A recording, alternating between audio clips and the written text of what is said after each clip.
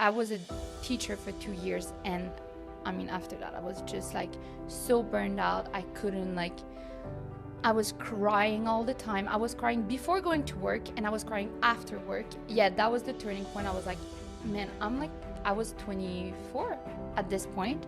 I'm 24 and I'm crying already for my job. This is not the life I want. Like, am I gonna be miserable for the rest of my life like that? That's not what I want. And so that's where I started like to look into other options. Sometimes I generally prefer traveling solo because you know there's going to be no dramas. There was a group of people and they seem nice, but then I'm all by myself. And I'm like, oh my God, should I go to them and like say like, hey guys, like, can I join you? Which is so stressful. It's so stressful. Every time I'm like, 5, 4, 3, 2, 1, go. And literally I've done it so many times. Never once somebody told me, no, you cannot join us. And my dad was freaking out. He was like, quit teaching? What are you saying? Like, are you really gonna like screw up your whole life? Hi everyone and welcome to the One Way Ticket podcast. Today I'm joined by Bea. Hi. Thank you so much for coming, Bea. Thank you for having me. I'm so excited to have you because I feel like your story is all about building a digital nomad life after burnout. Yeah. So I'm excited to hear all about it. Would you like to introduce yourself? Well, this question is always so hard. I Awkward. never know what it's to always say. Awkward. But I'm Beatrice, and I am a content creator and also an online teacher, but soon full-time content creator. And I've been full-time traveling for 2 years now, but I've been living in Bali for a year. So I like traveled at the beginning to find my second home, and then I stepped in Bali and never left, and I don't know when I'm gonna leave. So I feel like that's the magic of Bali. I've heard, I don't know if this is true, but I've heard that Bali either welcomes you or rejects you in the island. So the island, not the people, the island itself. Mama Bali. that's so true. So- I have a friend, he came for a month in Bali. The amount of bad luck he had is insane. Like, honestly, like, we were all looking at him and we were like, you need to leave this island. You know how much your close circle influences you? Here in Bali, it's so easy to surround yourself by like-minded people, really Absolutely. Inspiring and like motivated people. You really find your tribe. in Bali. Exactly. It's so easy to find that instead of at home. For example, I went back for the holidays. I felt like an outsider, and like everybody's just like questioning your choices and like just not understanding your lifestyle. And with time, it really gets into your head. Absolutely. So Absolutely. I think that's why also Bali attracts so many digital nomads. I guess for you as well, we will talk about that now as well, but being a content creator, and maybe you can tell us about the place you grew up in and where you used to live before you moved to Bali, but your environment really affects your creativity, and if you're surrounded by people that don't understand what content creation is or being a digital nomad is, you're gonna struggle to to talk to your friends about it and to explain everyone your lifestyle, So would you like to tell us more about like the place you grew up in and your life as a teacher back in Canada? Yeah, so I'm from the French part of Canada, so from Quebec City. And I mean, I was the little girl that like had really good grades. Like I wanted to become a doctor. I wanted to get into Really? medical school. Yeah. But I was also the party girl, like super social. I really had like both. And like my life was going great, and I had a really like lovely relationship. I had a long-term boyfriend and everything. And then, well, the first time I came to Bali was when I got refused into medical school. It was the end of my world. I thought I was gonna die, but you're 18 and you're a drama queen. Absolutely. But it's not the end of the world. No, it's not the end of the world. And at the end of the day, I'm like so glad I got refused into medical school, because Absolutely. if I was accepted, I would never be here. Because once you get into that, and I'm not saying like medical school is bad or whatever, but I would never be here because like, it's like 10 years of studying and whatever. Absolutely. So anyways, the first time I came here was because I was destroyed because I didn't get into medical school. And on my mom's family, everybody is a teacher. They all have PTHD. They all have like, they're all teachers. And I was like, well, you know what? I'll just go like do my bachelor as a teacher and we'll see. And then I did it. And at the beginning, I really loved it. I mean, I love kids. I love the teaching environment, but the condition as a teacher in Canada are so bad. And like quickly I realized it wasn't meant for me. And like you cannot become a teacher just for the vacation and like the nice long summer, because it's so much more than you think.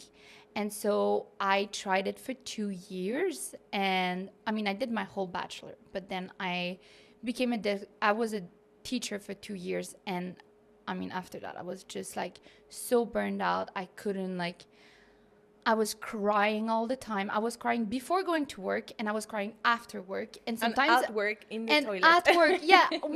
One point, like this was the turning point for me. I was literally teaching, and there was this kid. He was so hard, and like he just said one thing, and at one, I was like, I'm gonna cry, and I was like literally eating the inside of my cheeks to not cry. I was a first grade teacher. Like you cannot cry. And like I was just like eating everything inside my mouth to just like not cry. And then it was recess time, and I just locked myself in the bathroom and I cried. And then my colleague that was in the class just in front, he like saw it and he was like, you know what, Beatrice, like take your 1 hour off. Like I'll just take care of your student. He was so nice. So good. But yeah, that was the turning point. I was like, man, I was 24 at this point. I'm 24 and I'm crying already for my job. This is not the life I want. Absolutely. Like, am I going to be miserable for the rest of my life like that? That's not what I want. And so that's where I started like to look into other options. And is that how your idea? So you mentioned before this podcast that you booked your first solo trip whilst being in a relationship. Yes. Could you tell us about that? Because that happened at the time you were feeling this kind of burnout at work, isn't it? So it all came together. Yeah. So it was, at this point, I didn't know it was a burnout. I was just like sad all the time, but I just needed to escape this life. And my boyfriend at the time was, well, at the beginning, he didn't understand why I wanted to like leave for a trip all by myself, because we were traveling together all the time. So he was like, why do you want to go without me? And we had a lot of discussions about it, but I'm really stubborn. So I was like, well, even if you're not happy, I'm still going to do it. And I left for 2 weeks. And then when I came back, like I was better, but not perfect, but I was better. Like it felt good. And it just showed me, oh, wait a second, like I can do solo travel. Like it's not that bad. This was actually really fun. I met so many people. I like became friends with so many, like we really became this little close family for 2 weeks. And like I took the plane all by myself. Like I did all of these things, and I'm not relying. Everyone makes it look. No, it's not. And I used to be so scared of walking alone. I live in the safest neighborhood ever. And like I couldn't walk all by myself in the little streets. And now I'm like all by myself in Egypt. Absolutely. And I'm fine. Like once you experience it once, you're like, oh, it's not that bad. And then that's how like you kind of like, oh, I want to do it again. Absolutely. And then, yeah, that you've opened the door to another world. Like there's no going back. Once you do it once, I always say there's no going back. There's no going back. Because you also have so much freedom, because I did that. And then I had a trip with my best friend planned in Iceland. And then I had a 5-week trip planned with my boyfriend.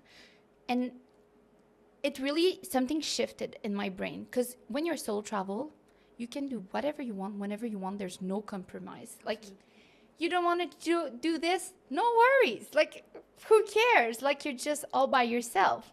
Instead of like when I was with my best friend or with my ex-boyfriend, like you have to talk about Absolutely. this. Sometimes, this is confession time. Sometimes I prefer to travel solo over going with friends, because I know that I'm going to have a great time and I'm going to meet people there anyway. Like solo traveling doesn't mean being alone or lonely. It's the opposite. Sometimes you meet people solo traveling that you just click with instantly, isn't it? So sometimes I generally prefer traveling solo, because you know there's going to be no dramas. Yeah. You know you're just going to have your itinerary, spend how much you want to spend, eat wherever you want to eat without having to like almost negotiate with your friends, like, okay, so you want to do this, I want to do that, I want to, because I've traveled with really best friends, really close friends, and something always happens, no matter how close you are, no matter how much you love each other, because I've traveled with partners as well.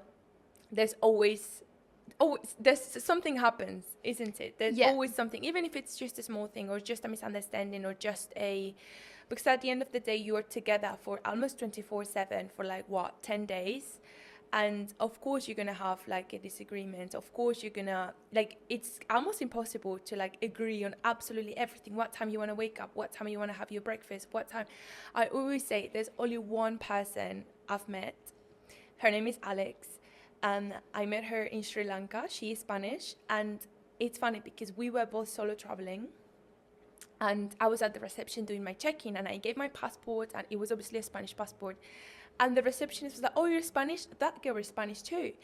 And we started talking, and we just clicked instantly, and we backpacked around Sri Lanka for like, I think almost 10 days together, and she's the only person I've ever traveled with that it was generally the smoothest trip ever. And you know, I think, but this is not backed by science, but I think I think that when you're meeting other solo travelers, you can create this relationship without tension, because you both don't rely on each other. Like, if one day you want to go to the beach and she wants to do, like, I don't know, a dancing class, you're both gonna go like on your way, and then you meet again later. Absolutely. But there's no like, oh no, but I'm scared, like, oh, but I need you, or whatever. And I think that makes a huge difference. Like, I had one of my friends, she came to visit me in Bali, and she solo traveled around Mexico, Colombia, and everything by herself for 4 months. She came here, it was totally fine. Like, I needed to work, we had no fight, everything was so simple, because she's also a solo traveler, and like, we've been friends for years, but like, because she's a solo traveler, when I needed to work, no worries, I'll go to the beach by myself. Absolutely. You know, like, she wasn't relying on me. Because and like, you didn't come together. Exactly. Exactly. And I think that's why also when you're solo traveling and you meet people, it makes connections so much easier, because nobody's going to be pissed if you skip a dinner. Nobody's going to make you feel bad if you don't want to go out one dinner, because everybody's so like independent. And then everybody's happy when you're there, but if you're not there, they understand. Absolutely, because it does take a certain kind of person to book a trip across the world by themselves. So you already know that you have something in common with that person. You, like you said, independent, and that's a big word when it comes to traveling. Sometimes, and this hasn't really happened to me, but it has happened to other friends. Like, you travel and your friends become really needy with you, really dependent, and they just don't want to explore, they don't want to go outside, they just want to stay in a hotel or in the resort with you. And then there's always someone that is like the early raiser, that want to wake up early and book a tour and adventure, and the other person that just wants to have a slow morning in the hotel and enjoy. So I just feel like it's about balance, right? And don't get me wrong, I'm sure like you, there are trips where you just want to stay at the resort and you just want to relax, if that's the purpose of the holiday. Yeah. But I feel like there's certain holidays and certain destinations that you're not going there to relax, isn't it? And like, I just want to highlight the fact that you are gonna meet so many people. Absolutely. Like, solo travel is the less solo trip of your life. But it's true, like, literally you have to lock yourself in. Absolutely. If you want to be alone, especially if you're sleeping in hostels. Because I feel like in hostels, it's so easy to meet people and everybody's social. It's mostly solo traveler. Which tips would you give to someone that is listening to this podcast right now and they're feeling inspired and they're like, okay, I'm ready. I want to book a solo trip somewhere far away? I think staying at hostel is one of the biggest. I mean, you can take a private room at a hostel maybe, and then like enjoy the social activities. Or like, if you really don't want to stay at a hostel, maybe you stay at a hotel close by, and then you participate like in whatever. Yep, you go to the hostel in the evenings, and then you socialize, and then you go back to your hotel. And then on that note, I also want to say that hostels are really having really bad reputation lately, because, you know, Instagram and social media are making it look like if you're not staying in a luxury resort, it doesn't count, right? Like that's the only way of traveling. And let me tell you that some of the hostels I've stayed at look like resorts. Like, Oh my people God, think that yes. hostels are like a 18 beds in a room clamped up together with rats, with cockroaches, dirty. Like hostels don't look like that. What kind of hostels do people No. book? Because the hostels I've stayed at, and the hostels in Asia particularly, and Latin America, they look better than some hotels I've stayed at. I agree. I Like agree. some of the best places I've stayed at in my entire life, to name a few, you have Tyrone National Park in El Nido, you have hostels. Colombia has Oh my unreal. God, Costa yes. Rica, oh my God, hostels there look better than hotels. And there's a reason why in these very popular hostels, the private rooms are more expensive than staying in a hotel, because they know it. They know you are getting all those extra advantages, right? Like you're getting the social side, you're getting a beautiful place, like a resort. You are getting activities, like most hostels organize activities, so you're always like meeting people. So staying in a private room in a hostel is more expensive than certain hotels. Yeah, I agree. When I started traveling, I'm really extrovert, but when I started solo traveling, like I was just like frozen. Also, like English wasn't my first language. Well, it's still not my first language, but it was a little bit harder for me to speak English, and I was like terrorized to go to people. And then at one point, I have this rule that I do all the time, and I'm like 5, 4, 3, 2, 1, go. And like don't like even in the morning I'm like 5, 4, 3, 2, 1, jump out of bed. Like it's always when I'm scared about something, I just count 5, 4, 3, 2, 1, and then I do it no matter what. Like So when you're solo traveling, how do you apply that? so whenever like I had like there was a group of people and they seemed nice, but then I'm all by myself and I'm like, oh my God, should I go to them and like say like, hey guys, like can I join you? Which is so stressful. It's so stressful. Every time I'm like 5, 4, 3, 2, 1, go. And literally I've done it so many times. Never once somebody told me, no, you cannot join us. Absolutely. Not once. Because most of the times they all met there as well. Yes. Like they didn't travel together from back home. They all literally met there. So they're always happy and open to like continue meeting people. Exactly. And most of the time it's other solo traveler. They understand the reality of meeting new people. Absolutely. And everything. And I think don't be afraid to ask people like, hey, I'm going to this restaurant. You want to join? Worst case, they're going to say, no, I can't. Like, you're not going to die. You're not going to die. And at the end of the day, you're solo traveling as well. So sometimes it's good to do things alone. So even if nobody wants to join you, sometimes it's good to like go to the beach alone and get comfortable doing that as well. Yeah.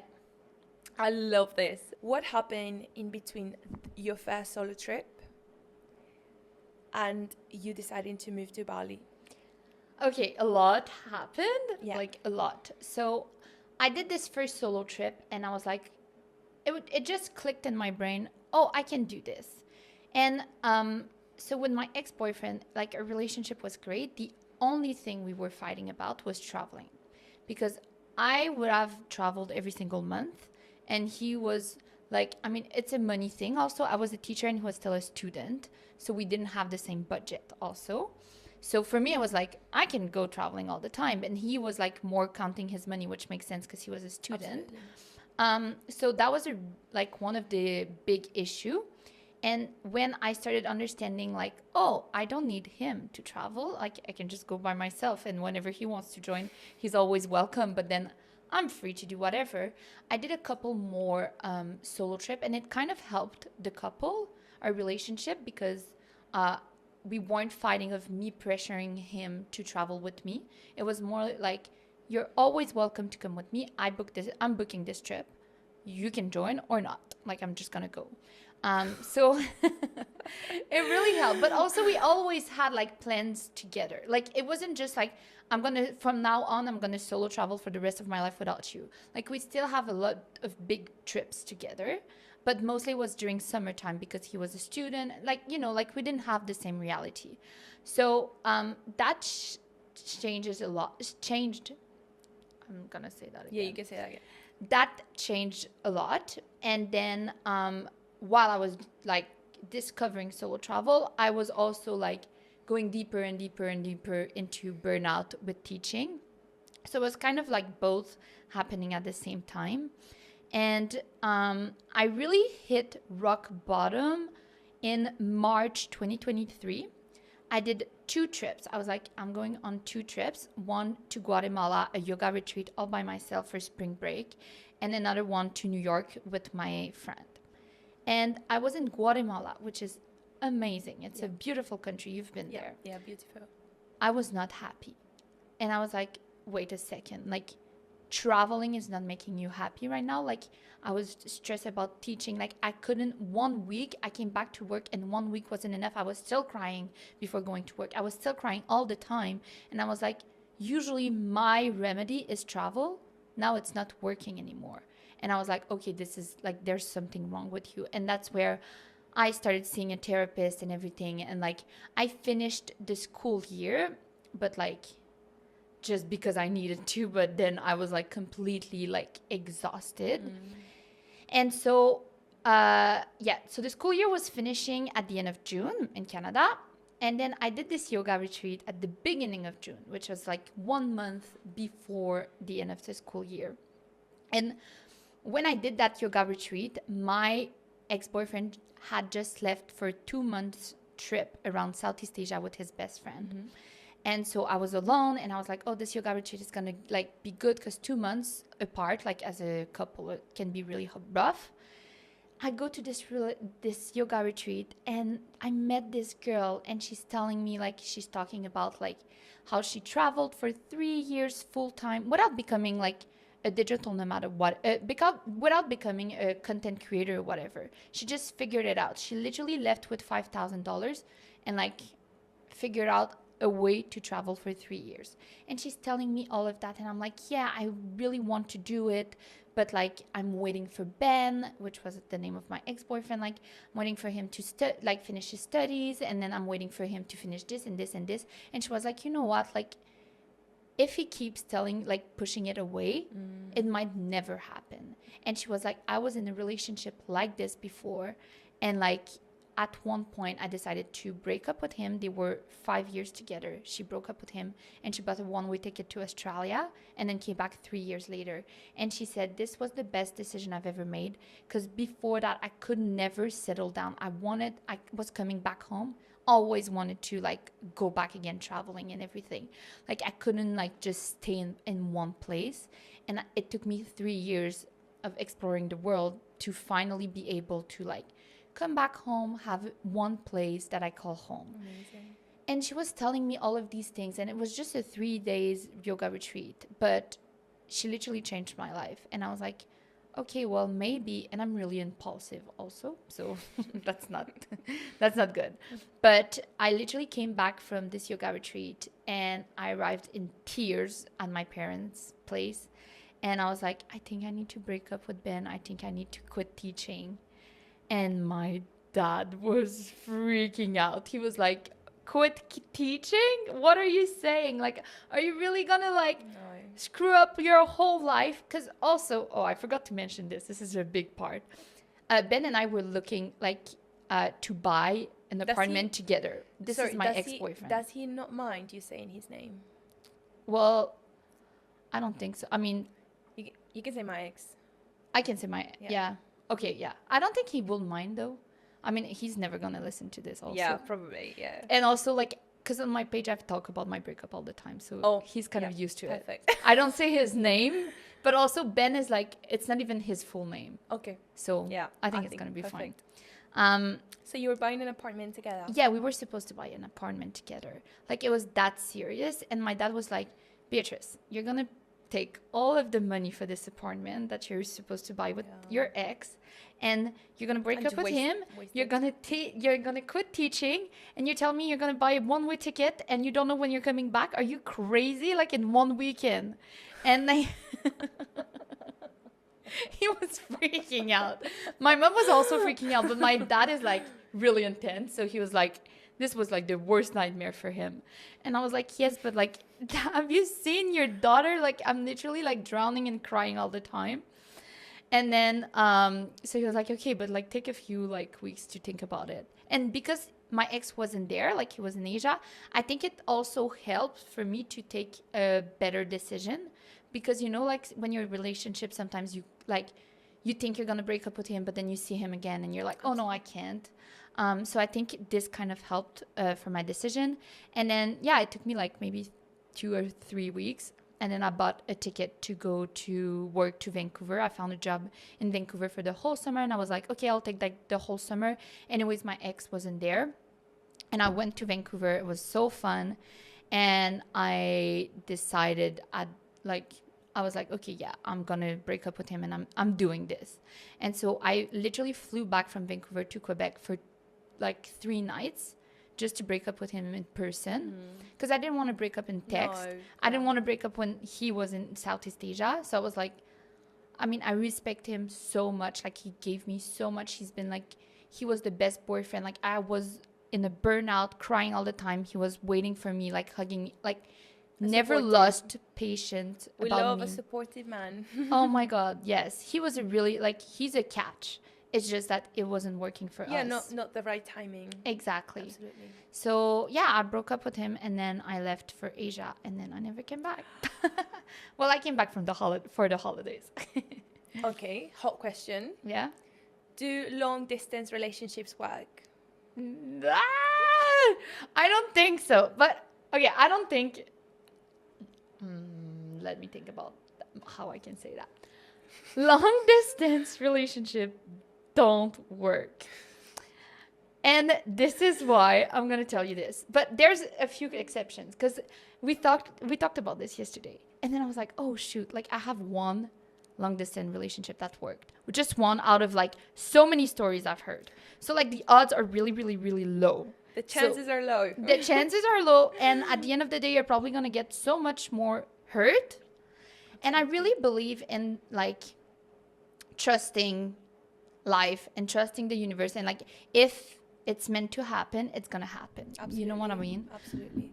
And I think we live in a society that everybody's scared all the time, scared of taking the leap, scared of breaking up, scared to be alone. Like, sometimes people just don't enjoy being alone, and that's why they stay in really long distance relationships when the person clearly told you they're moving to Bali, they're not coming back to Europe. So why are you still, like, keeping your hope? Like, it just doesn't make sense to me. Like, I get it, in some scenarios it may work, but I feel like in most cases people are just scared to be alone, and people don't want to be alone.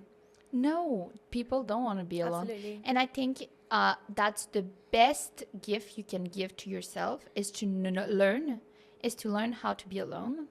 Because once you know and you're comfortable being alone, that's when you stop, like, accepting, like, really bad behavior, and, like, tolerate really bad men, and, like, you have higher standards when you are able to be alone all by yourself. Because if you can't be alone, you're gonna accept so many things, and you're gonna stay with the wrong guy.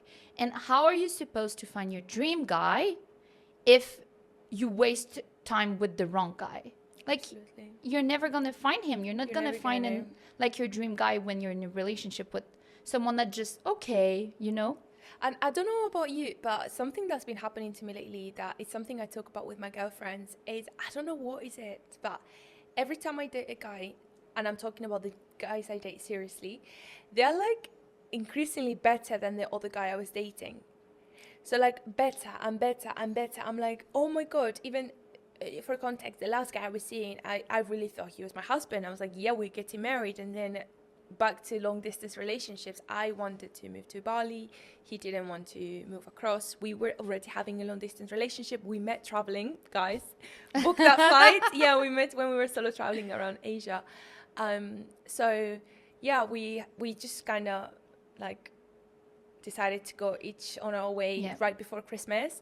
But I was just telling my friends, I told my mom about him. My mom loved him. He was like, he's such a nice guy. Like, and it's something I was talking about with my friends. I was like, what is it that every guy I'm dating, it's slightly better than the previous one, and slightly more compatible, and slightly, like, and I just feel like it's what you said, is because I'm not afraid to be alone. So at the end of the day, when you are alone, you learn more about yourself, about your standards, about the things you're looking for in a relationship. And each relationship and each person that you've dated teaches you what you want and what you don't want in a relationship. Yeah, Isn't it? absolutely. So yeah, I love that. And also, I think it's your duty as any girls or men listening that at the end of any type of relationship, situationship, whatever, I think you have to like take a look back at this relationship and understand, why did I attract this man? If he was a bad man to you, why did I attract this? Like, it's not all of his fault. Like, oh, it's his fault. He was an asshole. He was this. He was this. He was this. You attracted this man into your life. You tolerated so many behaviors that weren't right. Why? Because you need to reflect to avoid making the same mistakes. You know, like there's like some girls, they attract like all of their boyfriends, they cheated on them. I'm not saying like you attract men that are gonna cheat on you. Absolutely. But you know, like there's sometimes like some girls that attract like really bad boys. But I feel like it's with, like, same with narcissist men. They identify those women, and they identify women they can manipulate. I always have never, and I generally, I'm not saying I've never been manipulated by a man. I've never dated someone that's, I don't know, I just can't relate. I've never been cheated on as well. And I feel like men know it and they go before they do anything like that. Yeah. You know? Yeah, exactly. But then if you're in that type of situation and you're like, I don't know what's wrong with me. Like, I keep attracting all of these men that are, for example, like narcissists. And narcissists. Yeah, exactly. Yeah. I'm not saying it's your fault. I'm just saying, like, what can you do to avoid it next time? And I think that's how you get boyfriends that are better and better and better. And that's why you need time alone. So you need to think about, okay, why do I keep attracting this kind of man? What is it about him that I'm so attracted? Maybe you're being love bombed. Yeah. Is that how you say? Maybe you're very insecure and you're being love bombed. So when these men come and tell you the things that you want to hear, you instantly trust them, you instantly date them, and you instantly give them a chance. But again, because you haven't done that reflection time, you haven't spent time alone and decided what you really want in a relationship. Because at the end of the day, I found that most of the things we want in relationships, those are things that need to start with yourself. Those are things that you need to start like doing them with yourself in your free time and with your friends as well. You want a relationship with a man that's gonna take you dinner and treat you amazingly well and buy you gifts. Are you that kind of friend with your friends? Do you treat your friends like that? Do you treat yourself like that? I always say, I don't tolerate when I go on a date. I want to be taken to nice restaurants and nice places, but not because I'm a diva, because that's what I do with myself. When I take myself on dates, when I take my friends, they know my friends, if I'm taking them out, they're like, we're not going to a mediocre place. They know they're going to be going to the best of the place. Same with my family. When I take my mom on holiday or my sister, they know we're going to be like only the best treatment, only the best. So because I treat myself like that and I treat my friends like that, that's how I expect my partner to treat me. Okay? Yeah. I one of my friend, he told me this one time and it completely changed like my vision on this. And he was like, your boyfriend, the relationship you have is a reflection of how you treat yourself. So if you have a man being mean to you and like not treating you well, that means you're probably telling all of these things in your head. Absolutely. And so you're kind of believing it and you're like, oh yeah, I deserve this. I know that like after the breakup, I got into this relationship. I told you a little bit about it, like with this man in Bali. And it was a really toxic relationship. And my friend was telling me, like, Beatrice, why did you go with him? Like, this is not you. Like, I used to have, like, super healthy relationship. And I, like, talked about it. I journaled a lot about it. And then I realized, like, I thought I didn't deserve love because I completely broke, like, my ex-boyfriend, because I'm not saying I broke him, but this is, like, ego, whatever. I'm going to say that again because I completely like broke his heart and like I felt so bad about like taking an impulsive decision, breaking up with him. Like we had all of these plans and like one day I'm just like, okay, bye, I'm leaving the country. Like I felt so bad for this that I was like, you don't deserve, like karma is a bitch. It's going to bring you back. Like it's going to hit you in the face back. And at the end of the day, I realized I went into like the most toxic relationship because I was like, I don't deserve love. like I deserve to be punished for my action because I like broke this really healthy relationship. And once I understood that, and I understood like my patterns and everything, I know I'm never going to do this again. But then you have to like take time for yourself. And I think solo travel is the best remedy for any type of heartbreak. Absolutely, absolutely. I really hope that Bear's story inspires you and makes you feel like, so what? So what if you leave that job? So what if you leave that relationship? It's not the end of the world. And sometimes the mind plays games with us. And sometimes it makes us feel like, it happened to me when I quit my job.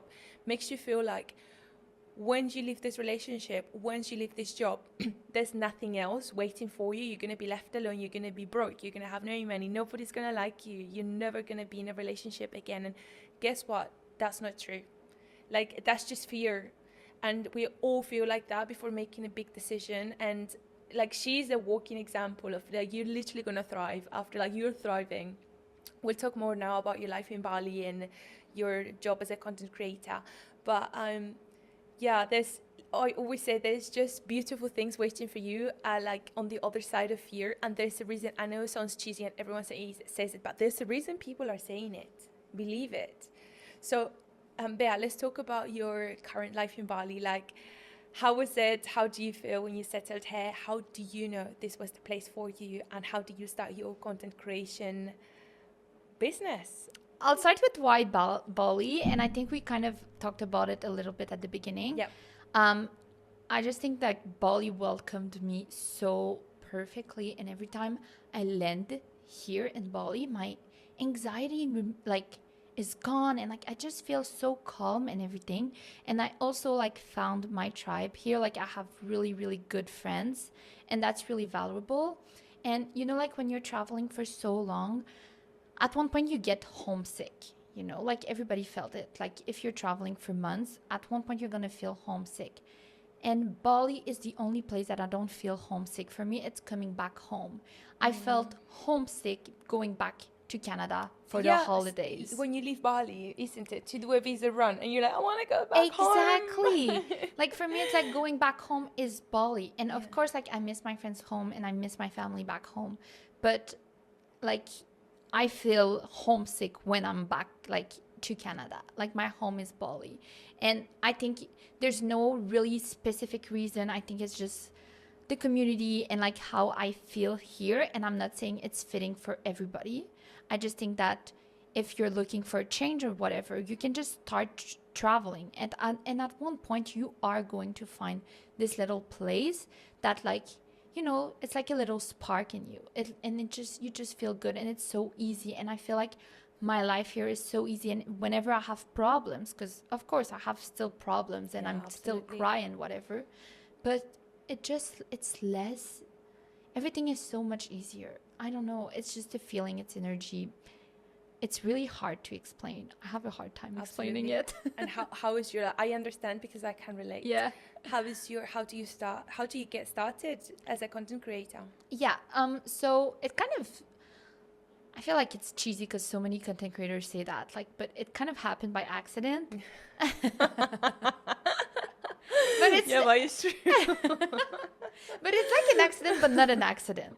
So I'm like, the beginning, like I wouldn't have never thought to be where I am right now, but I still like, I mean, I created this account. So I was a travel agent when I was a teacher still. Like during COVID, I decided to do my course to become a travel agent. And I was like, okay, Beatrice, like you need to start an account, like Instagram account, to find clients.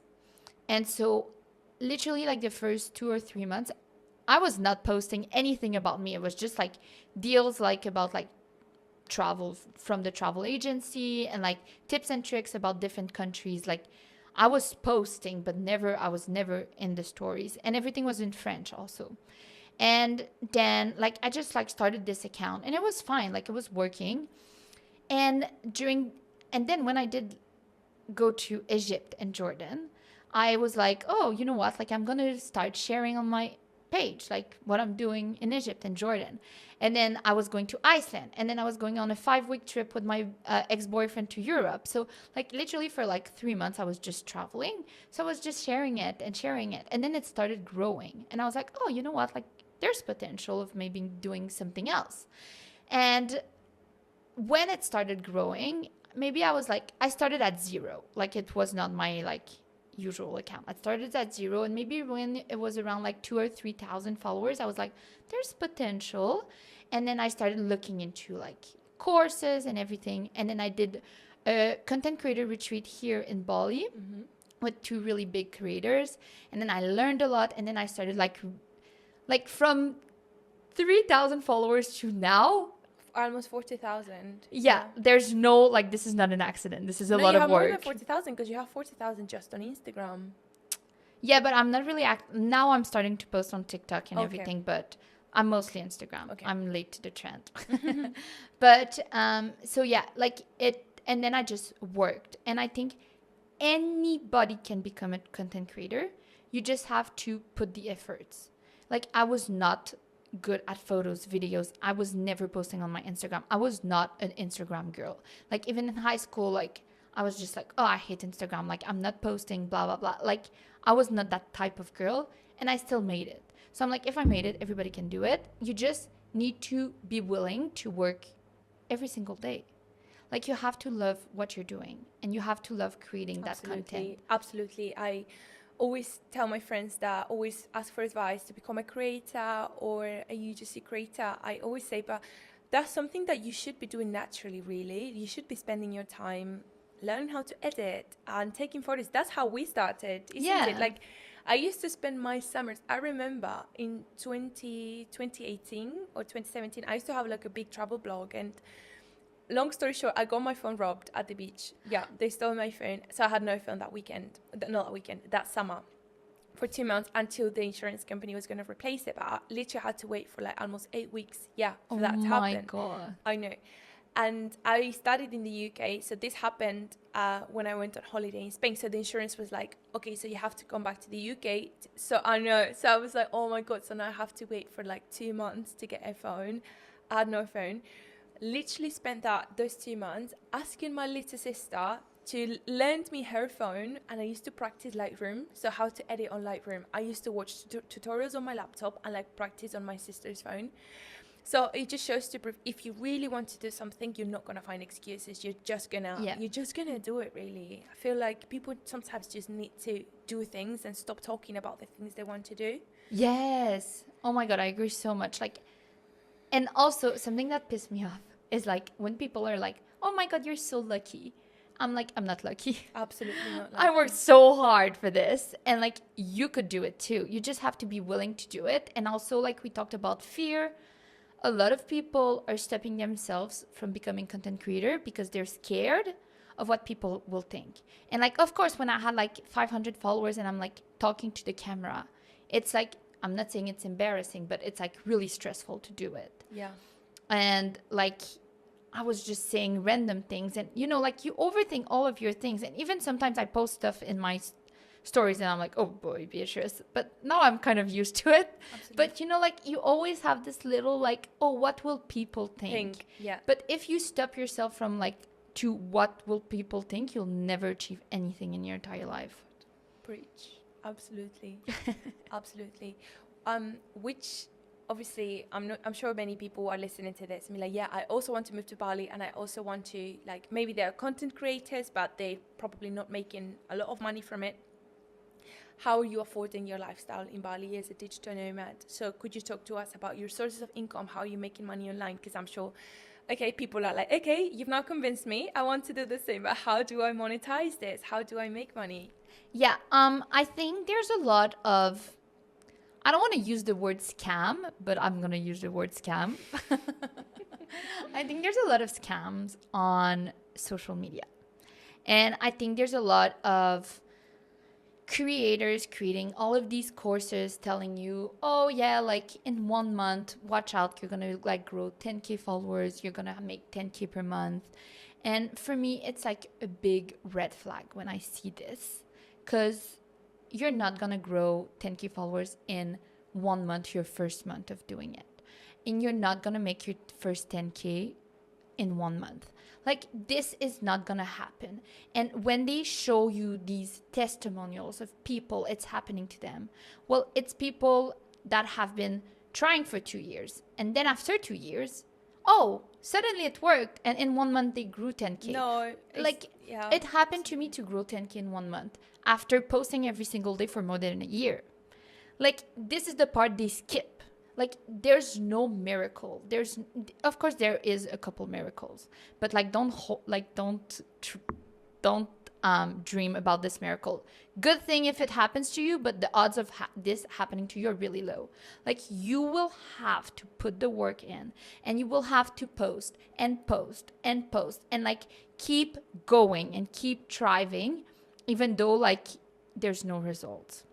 And I think that's the first thing. And like, even like with almost 40K followers, I'm not like secure enough with money to say like, oh, let me like just quit everything and just rely on social media, because brand deals are roller coasters. It comes by waves. Like, sometimes there's some months that companies have no money, some months they have so much money. It really is not stable, and it's really stressful. And so now I'm like focusing more on digital products and like creating my own digital products, but this also takes time. So right now I'm like doing content creation, but I'm also like doing online teaching, because I used to be a teacher, and online teaching. You love teaching. What you didn't like was the environment. Exactly. Like, online teaching is so easy, so convenient. I just open my computer, I log in, I teach, I log out. Like, that's it. So if anybody's listening to this and they want to become an online teacher as well, so they can live their best digital nomad life, how can they become one? Yeah. So I think for me, it was easier because I had a bachelor as a teacher, but you can still do it if you don't have this bachelor. There's this website called TEFL Academy, TEFL, and you can do a course. It literally took me like 2 weeks to do it, and it's an online course. And how much was it? I think in Canadian dollar, it was like 300 Canadian dollars. Yeah. So like maybe 150 USD. US. Like, it's cheap for what you get. And so you do this whole course, and not only you can work remotely as a teacher, but you could also like become an English teacher in Vietnam, in Thailand, in Bali. Like, there's so many opportunities of you maybe moving somewhere else if you don't want to work remotely, but you want to just work somewhere else.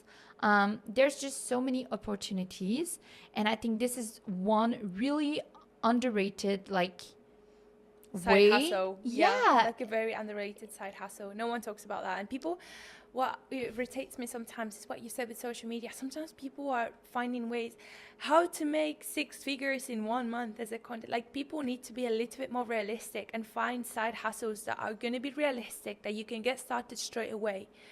And you don't have to rely on a miracle to happen. Exactly. And it took me so much time. Learn a skill. It's all about skills. Learn a skill. Yeah. It's funny because I was a teacher as well when I was at Really? university. Yeah, I was teaching Spanish on the weekends, and I was making so much money. Like, so much money. That's how I could afford all my trips when I was at university, because I was a broke student just like everybody else. But I was going to an amazing place. I went to LA, California. I did New York. I did Europe. I did pretty much all Europe when I was at university. Like, I traveled a lot. That's awesome. It's because I had my side hustle, which was teaching. So it's all about a skill. Yeah. Maybe look into like, what are you good at?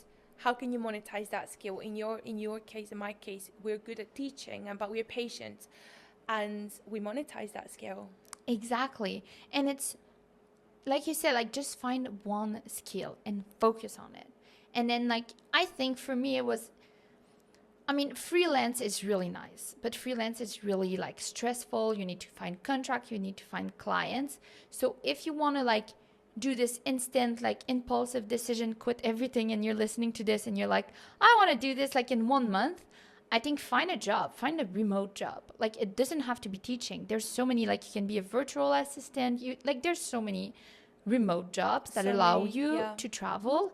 And then like slowly you can start your videography business or your photography business. Absolutely. Or your content creation. Like, do it on the side. But then I think this is the biggest mistake I've done, is that it took me so long before starting to online teaching. So I used all of my savings, which is fine, and I don't regret it. But if I had started like online teaching at the beginning, I would have still had this. I think money. it's pride. as well, pride, because it happens. I've seen that happen a lot with people, and at the end of the day, content creation is also a business, so this applies to all businesses. I've seen this happen a lot to other businesses like personal trainers and content creators, where they're literally broke. You made nothing this month, but you refuse to, and I'm not, okay, all businesses, no matter how successful they are, they're going to have seasons where they make more money than others. Yeah. Okay, that's normal. I'm not talking about that. I'm talking about, I have friends that have started businesses as personal trainers or content creators, and they're literally, it's not working. You've been doing this for like a year.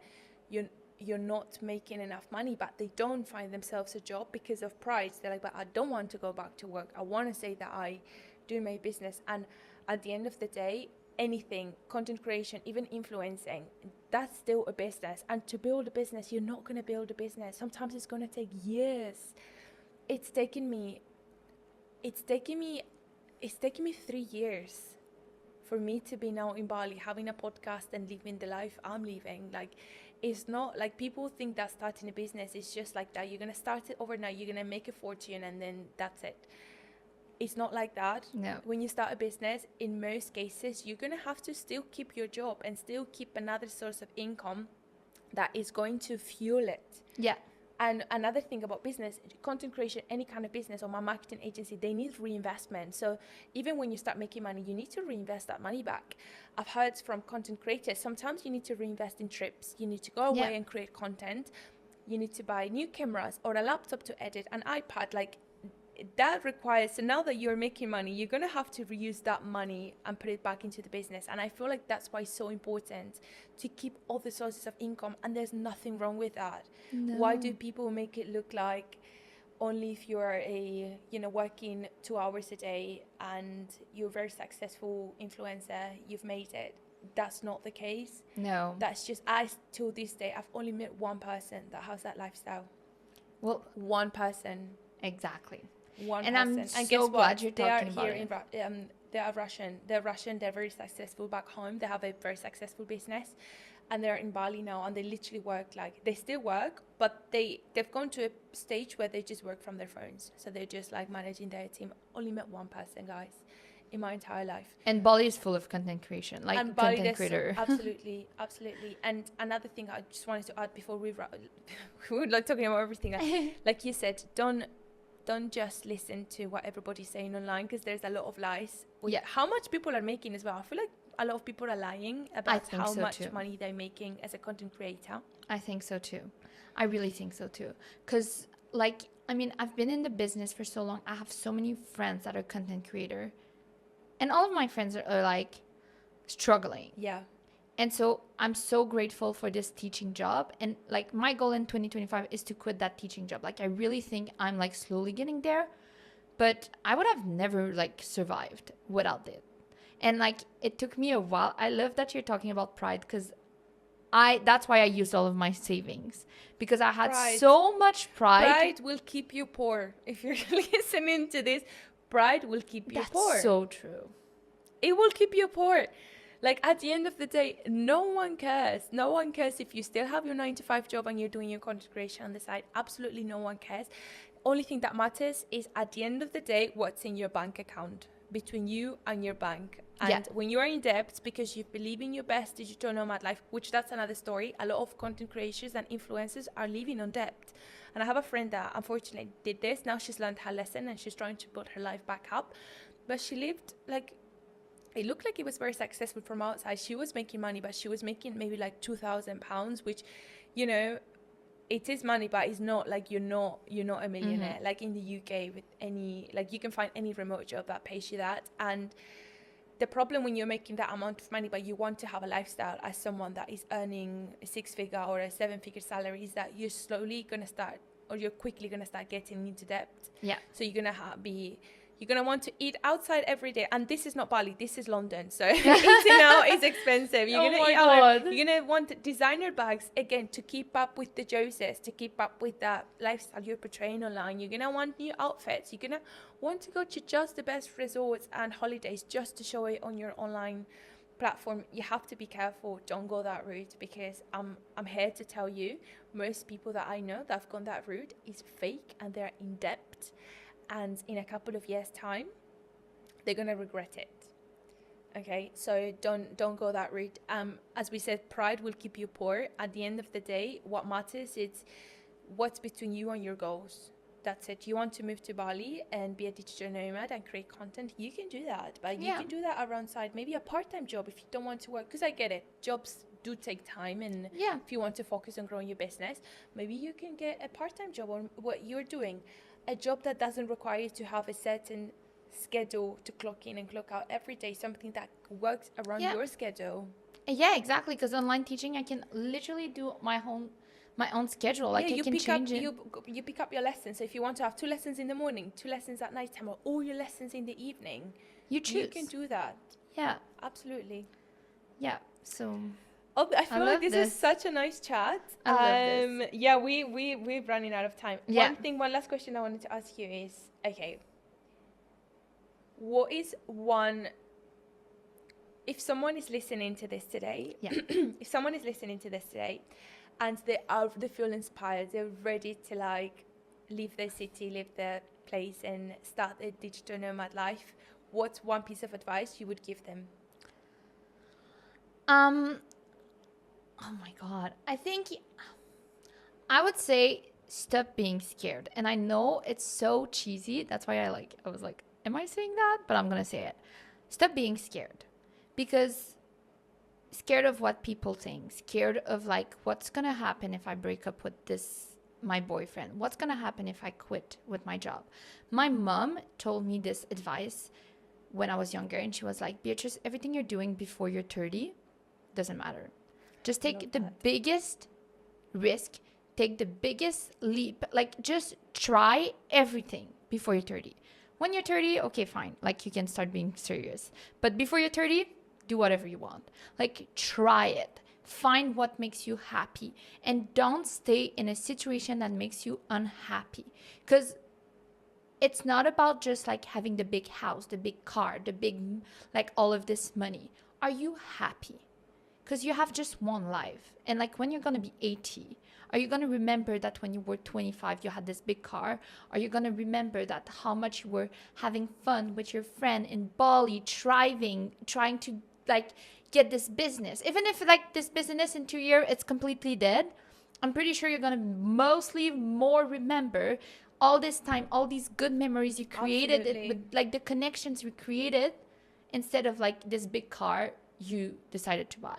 So like just think about what makes you happy, and it's maybe not Bali, it's maybe not traveling, but what makes you happy, and just run into it. Absolutely love that. Amazing. So you've just launched your Bali maps. Would you like to talk to us about that? You can. Okay. So I launched a Bali map, and it has almost 800 little pins on the map, and it's a really interactive map, so you can click on every pin. You have a description, you have photos, you have direct links. I'm gonna buy it. It's the most. I've looked at my competitors, I don't want to brag, but I've looked at my competitors like before launching it, and like I haven't seen like a map that has that much detailed.